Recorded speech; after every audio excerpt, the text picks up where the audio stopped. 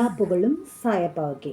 உங்கள் சந்தோஷம்தான் ஏன் சந்தோஷம் அப்படின்னு சாயப்பா மட்டுமா சொல்கிறாரு, நாமளும் தான் சொல்கிறோம். அதாவது வீட்டில் உள்ள குடும்பத் தலைவர் சொல்கிறாரு, உங்களுக்காக தான் நான் பாடுபடுறேன், உங்களுக்காக தான் ராப்பகலாக பாடுபட்டு காசை சேர்க்குறேன், உங்களை படிக்க வைக்கிறதுக்காக சேர்த்துறேன், உங்கள் எதிர்காலத்துக்காக சேர்க்குறேன், வீடு வாங்கிறதுக்காக சேர்க்குறேன், நகை நட்டு வாங்கிறதுக்காக சேர்க்குறேன்.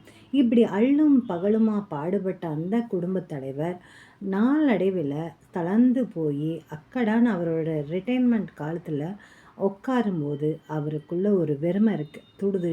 காலையில் எந்திரிச்சோமா, வேலைக்கு போனோமா, செஞ்சோமா, வந்தோமான்னு இருந்தவர் ஒடுங்கி போய் ஒரு காலத்தில் உட்காரும்போது தான் அவருக்கு வீட்டில் உள்ள நிலைமைகளே புரிய ஆரம்பிக்குது.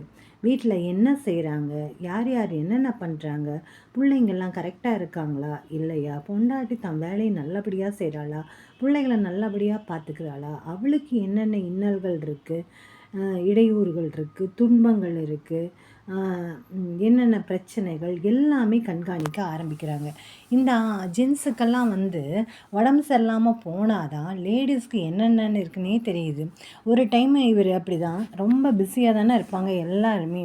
காலையில் எந்திரிக்க 8-9 மணிக்கு, சில பேர் 8 மணிக்கே எந்திரிச்சுன்னா வேலைக்கு போயிடுவாங்க.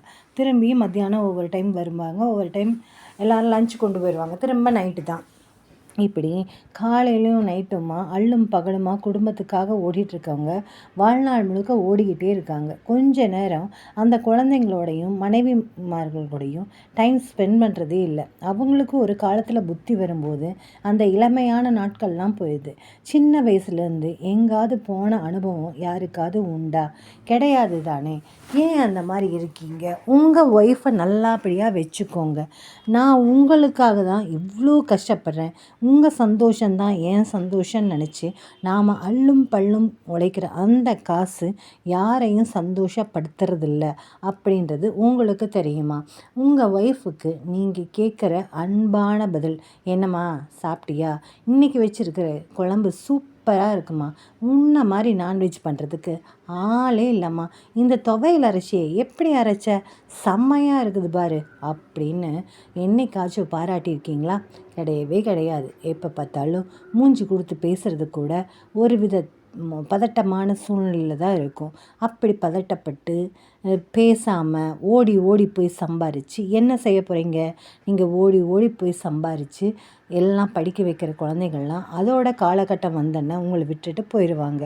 உங்கள் காலை சுற்றிக்கிட்டே இருக்கிற உங்கள் பொண்டாட்டிக்காக என்ன செய்ய போகிறீங்க? அவங்கள நல்லபடியாக வச்சுக்கணும், அவங்கள தேவைகளை நிறைவேற்றணும்.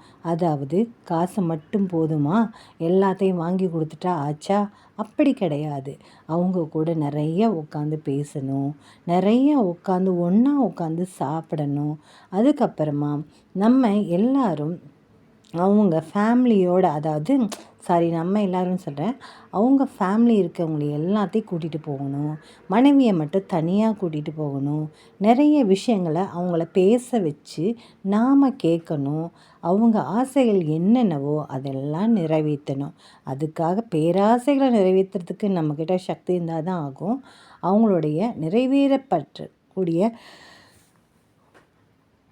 வகையில் உள்ள ஆசைகளையெல்லாம் நாம் நிறைவேற்றணும். இப்படி பல விஷயங்களை நம்ம ரெடி பண்ணிக்கிட்டு இருந்தால் தான் அந்த ஒய்ஃபு நம்மளை நல்லபடியாக புரிஞ்சுக்கிட்டு நம்ம காலை சுற்றிக்கிட்டே கிடப்பாங்க.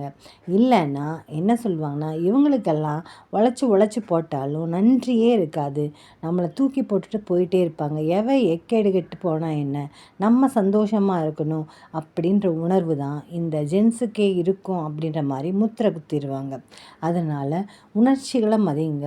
ஒய்ஃபை எப்படியெல்லாம் சந்தோஷமாக வச்சுக்கணுமோ அப்படியெல்லாம் வைங்க.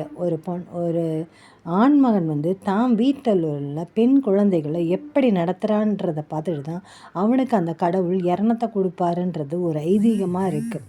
சரியா? உண்மையான ஒரு விஷயம். நீங்கள் கூட உங்கள் குழந்தைகளை பொண்டாட்டியை நல்லபடியாக வச்சு பாருங்கள். உங்கள் வீட்டுக்கு படம் கொட்டுன்னு கொட்டும். மனசு சந்தோஷமாக இருந்தமாவே ஆரோக்கியம் தன்னை பாட்டுக்கு வரும். எல்லாமே நிறைஞ்சிருந்தா அப்புறம் வாழ்க்கையில் நிம்மதின்றது நிறைஞ்சு தானே இருக்கும். நிம்மதிக்கு பஞ்சமே இருக்காது. அதனால் முதல்ல நம்ம நிம்மதியாக இருக்கணும், நம்ம சந்தோஷமாக இருக்கணும், நம்மளை நம்பி வரவங்கள சந்தோஷமாக வச்சுக்கணும் அப்படின்ற ஒரு பாலிசியை தான் நம்ம சரியாக வச்சுக்கணும். சரிங்களா? அப்போ தான் உங்கள் வாழ்க்கையும் எல்லாத்தோட வாழ்க்கையும் சூப்பராக இருக்கும். நம்ம என்னதான் இந்த உறவுகளை வேண்டாம், அவன் என்னை வெறுத்துட்டு போனான், என்னை விட்டுட்டு போனான், என்னை பழி சொல்லிட்டு போனான் அப்படின்னு வெறுத்தாலும் ஒரு காலகட்டத்தில் அவங்க கூட தான் வாழ்கிற மாதிரியான வாழ்க்கை நம்மளுக்கு அமையும் போது நம்ம என்ன செய்ய முடியும்? மனுஷங்கன்னா குறை இருக்கத்தான் செய்யும். குறைய பெருசாக பேசக்கூடாது, எல்லாமே நிறைவாக இருக்கட்டும்னு சொல்லிட்டு நம்ம நல்லபடியாக நடந்துக்கணும்.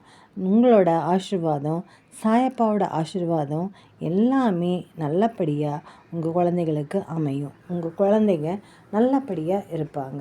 எல்லாரும் வாழ்வும் வளமுடன் சாயப்பாவோட ஆசீர்வாதத்தால். சாயப்பாவின் திருவடிகளே சரணம். ஜெய் சாய்ராம்.